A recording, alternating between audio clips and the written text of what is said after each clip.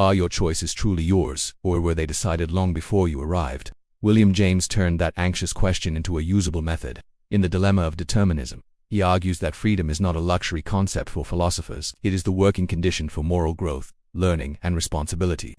His answer is a two-stage model. First, the world and the mind present genuine possibilities. Second, will the effort of attention selects and commits to one. In short, chance opens or closes. Without openness, regret and improvement are empty gestures. Without closure, action never starts. James begins with the stakes for real life. If every act was inevitable, then remorse teaches nothing except pain, and praise or blame lose their footing.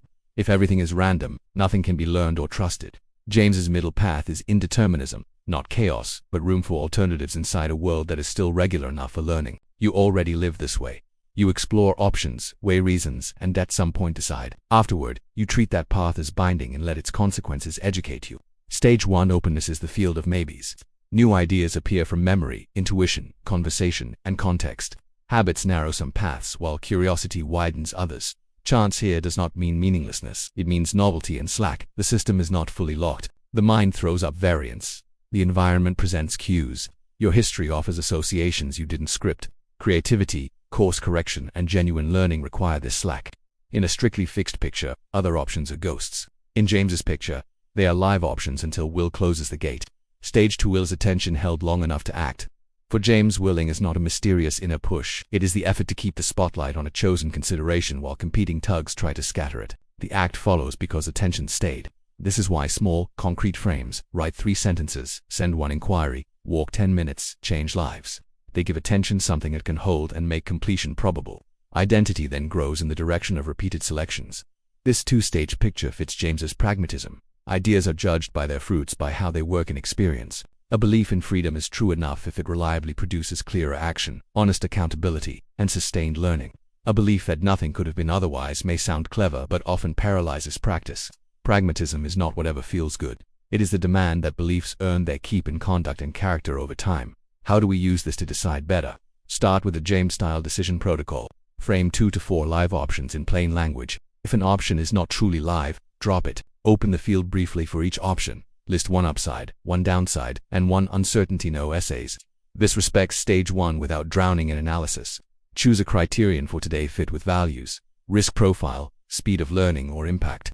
Attend by restating that criterion out loud while you look at the options. This is the act of will. Keep the spotlight where it matters. Commit to the smallest decisive step that makes the option real. Book a call. Send a draft. Schedule a pilot. Review the fruits after a set interval. What clarity did you gain? What cost did you pay? What next move is implied? Let's make it concrete.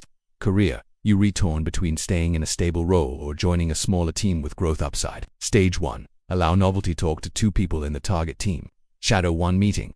Gather 1 data point on compensation dynamics. Stage 2. Attention and will. Pick your primary criterion: skill growth for the next 12 months. Not title. Then commit to a 2-week trial project if possible, or to sending a formal application by Friday at 5 p.m. Review in 2 weeks. Energy level, skill delta, relational fit, and credible next step.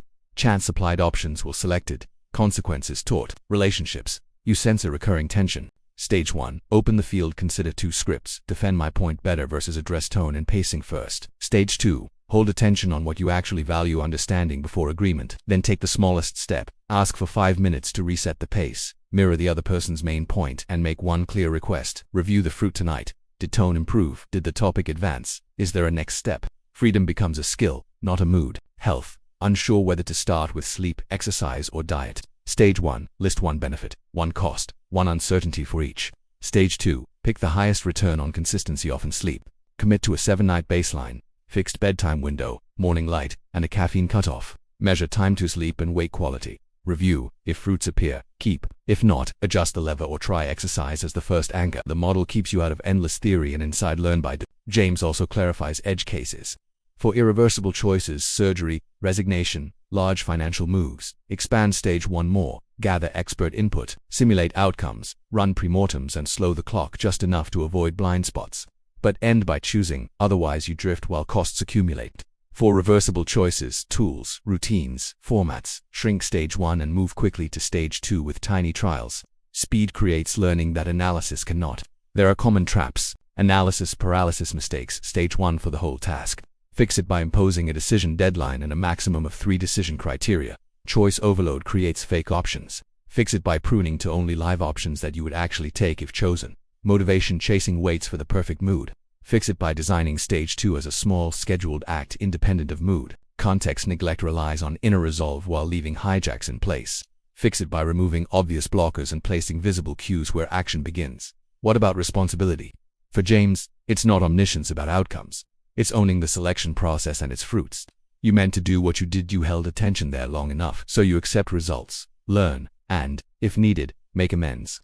Over time, this loop carves character, habitual ways of selecting. In that sense, freedom is not a one-time metaphysical gift. It is the trained capacity to return attention to what matters and act accordingly. James's view also softens unhelpful rumination about the past. Deterministic regret says, "It was fated, I suffer pointlessly." Naive voluntarism says, "I could have done anything, I'm simply weak." James's path, alternatives were live. I selected, now let consequences teach. Write the lesson, adjust the criterion, and commit to the next smallest decisive step that turns regret into tuition, not torment. Finally, link this with other Jamesian themes. The fringe of consciousness often supplies the first hint that an option is ripening. Listen to it, then test with a small act. Attention is the operational face of will. Train it with protected blocks and clear done definitions. Habit is the memory of which selection deepens a channel, so future selections cost less. Plasticity means the brain follows the groove. Repeated small commitments change identity. And pragmatism insists that the proof is in the workings. Keep what yields clarity, courage, and helpful action.